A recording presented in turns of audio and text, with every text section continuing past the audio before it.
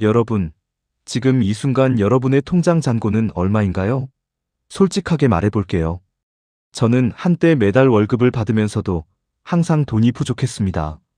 재테크 책도 읽고 유튜브 강의도 보고 주식도 해봤어요. 근데 왜 삶은 하나도 안 바뀌는 걸까요? 지식은 쌓이는데 통장은 그대로였습니다. 혹시 여러분도 이런 경험 있지 않으신가요?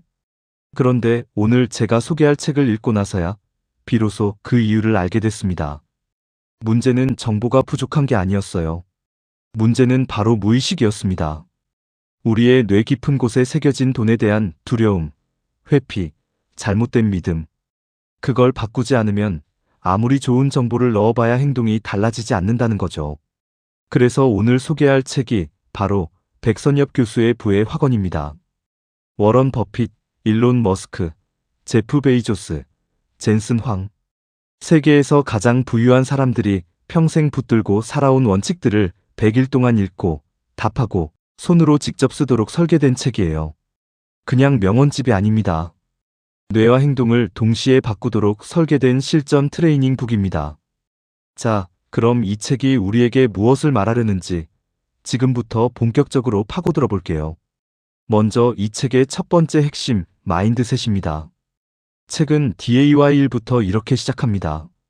워런 버핏의 확언. 부자는 먼저 잃지 않는 법부터 배운다. 버핏의 투자 원칙 제1번은 절대 돈을 잃지 마라. 제2번은 규칙 1번을 절대 잊지 마라. 굉장히 단순하죠?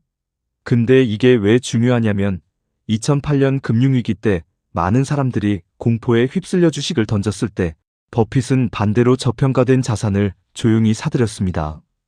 그 결과 2009년 시장이 회복되면서 버크셔 해서웨이는 역대 최고 수익을 냈고 이후 10년간 버핏의 자산은 2배가 됐습니다. 감정이 아니라 원칙으로 움직인 결과였어요. 찰리 멍거는 이렇게 말합니다. 투자는 간단합니다. 좋은 회사를 사서 앉아있는 것뿐입니다. 매일 차트 보고 뉴스 보고 불안해할 필요가 없다는 거예요. 10년 후를 보세요. 시간이 복리를 만들고 복리가 부를 만든다. 부자는 거래하지 않습니다. 기다립니다. 근데 여기서 저는 처음에 이 말을 읽으면서 솔직히 좀 식상하다고 느꼈어요.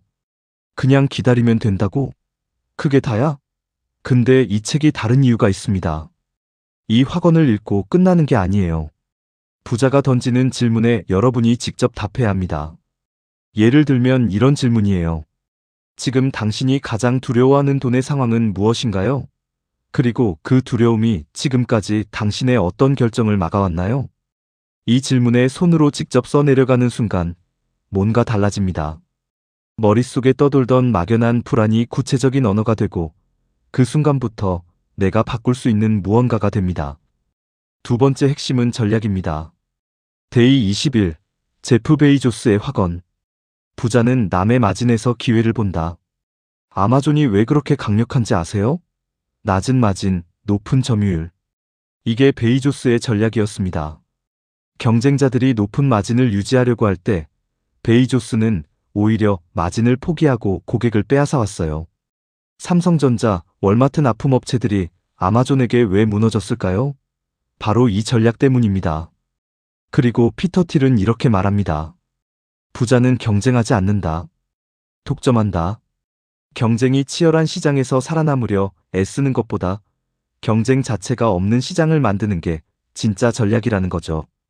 페이팔을 만들고 88 텍스라이어에 투자한 피터 틸의 철학이 그대로 담겨 있어요. 일론 머스크는 가능성보다 사명을 따른다고 말합니다. 테슬라를 시작할 때 전문가들은 전부 불가능하다고 했어요. 전기차 회사가 기존 자동차 메이커들을 이길 수 없다고. 근데 머스크는 가능성을 계산하지 않았습니다. 사명, 즉 인류를 지속 가능한 에너지로 이끌겠다는 목적을 따랐습니다.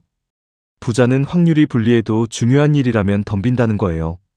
세 번째 핵심, 방어입니다. 여기서부터 이 책이 다른 재테크 책들과 결정적으로 달라집니다. 레이 달리오가 이렇게 말해요. 부자는 자신의 맹점을 인정한다. 브리지워터 어소시에이츠를 세계 최대 헤지펀드로 키운 달리오는 항상 이 질문을 먼저 합니다. 내가 틀릴 수 있는 부분이 어디인가? 자신의 맹점을 먼저 인정하는 사람만이 리스크를 제대로 관리할 수 있다는 거죠.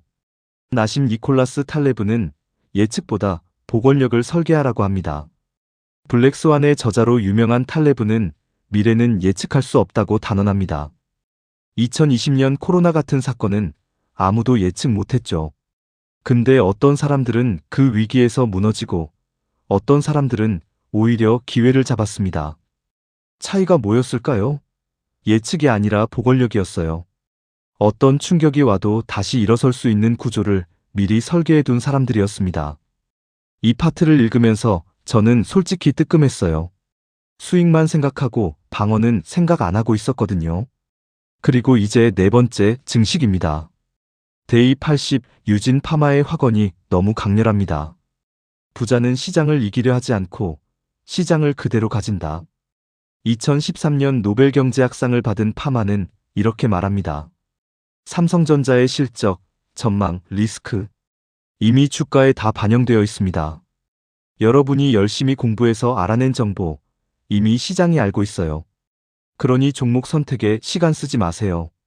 S&P 500, 코스피 200 인덱스 펀드를 사세요. 시장 전체를 소유하세요.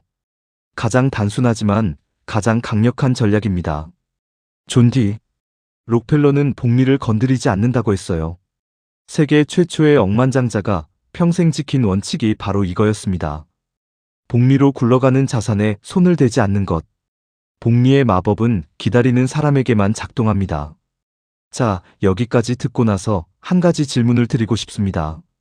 이 모든 원칙들, 버핏의 인내, 달리오의 맹점 인정, 파마의 인덱스 투자, 록펠러의 복리.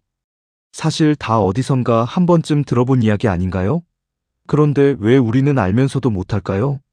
저자 백선엽 교수가 이 책을 통해 진짜 하고 싶은 말이 바로 여기에 있습니다. 지식을 읽는 것과 체화하는 것은 완전히 다른 이야기라는 겁니다. 부자들의 원칙을 눈으로 읽는 것에서 멈추면 아무것도 바뀌지 않아요. 손으로 쓰고 질문에 답하고 100일 동안 반복하는 과정에서 비로소 그 원칙이 무의식 깊은 곳에 새겨진다는 거죠. 그게 이 책의 핵심 설계입니다. 그런데 저는 여기서 여러분에게 하나 더 물어보고 싶어요. 이 책의 데이 82에 척 핀이라는 인물이 나옵니다. 여러분 혹시 아시나요? 세계 최대 면세점 체인 DFS 그룹의 창업자.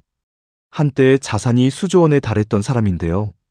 그 사람이 지금은 거의 빈털터리에 가깝습니다. 자발적으로 자기 재산의 99%를 살아있는 동안 전부 기부했거든요. 그 이유가 뭔지 궁금하지 않으세요? 부의 완성 챕터에서 백선엽 교수가 이 이야기를 통해 하고 싶었던 말, 책 속에 담겨 있습니다. 이 부분은 직접 읽어보시길 강하게 권해드립니다. 여러분이 생각하는 부의 의미가 완전히 달라질 수 있습니다. 이 책 간략하게 정리해드릴게요. 제목은 부의 확언, 저자는 백선엽 교수, 출판사는 위즈덤하우스, 출간일은 2026년 3월 18일입니다. 장르는 자기계발이자 재테크 도서이고 432페이지 분량입니다. 이 책은 이런 분들께 특히 강력하게 추천드립니다. 재테크 공부를 해봤는데 삶이 달라지지 않아 답답한 분, 투자를 시작하고 싶은데 어디서 어떻게 시작해야 할지 모르는 분, 돈에 대한 막연한 불안을 없애고 싶은 분, 그리고 자녀에게 올바른 돈 교육을 시켜주고 싶은 부모님들께 강력히 추천드립니다. 오늘 영상이 도움이 되셨다면 구독과 좋아요 꼭 눌러주세요. 여러분의 구독 하나가 저에게 정말 큰 힘이 됩니다. 그리고 댓글로 여러분은 지금 가장 공감되는 부자의 확언이 무엇인지 남겨주세요. 버핏인지, 달리오인지, 아니면 척 피니인지. 여러분의 생각이 궁금합니다. 다음 영상에서도 여러분의 삶에 실질적으로 도움이 되는 책을 가지고 돌아오겠습니다. 오늘도 끝까지 봐주셔서 진심으로 감사드립니다.